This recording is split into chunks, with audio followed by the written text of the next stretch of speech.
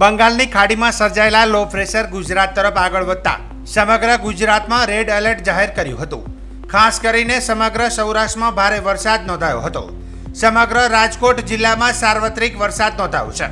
ભારે વરસાદના કારણે સૌરાષ્ટ્રની જીવાદોરી સમાન ભાદર 1 ડેમ સંપૂર્ણપણે ભરાયો હતો, જેને પગલે ભાદર 1 ડેમના 26 દરવાજા 6 ફૂટ ખોલવામાં આવ્યા હતા, જેને પગલે 32 ગામોને સિંચાઈનું પાણી પૂરું પાડશે।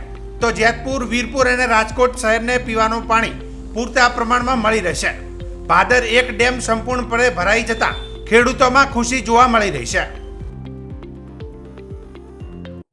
જે ગઈકાલે સવારથી જે અવિરત વરસાદ પડી રહ્યો છે, જેને લીધે રાજકોટ જિલ્લાના ગોંડલ તાલુકાના લીલાના ગામ પાસે આવેલ ભાદર 1 સિંચાઈ યોજના કે જે મોટી સિંચાઈ યોજના છે, આ સિંચાઈ યોજના ગઈકાલે ક્રમશઃ 70%, 80%, 90% અને 100% ભરાઈ જતા નીચવાસના કુલ 22 ગામોને એલર્ટ કરવામાં આવેલ હતા, જેના માટે જિલ્લા વહીવટીતંત્ર મારફત આ તમામ ગામોને સાવચેત રહેવા અને સલામત સ્થળે રહેવા તેમજ નદી કાંઠામાં અવર જવર ન કરવા સૂચનામાં આપવામાં આવેલ હતી।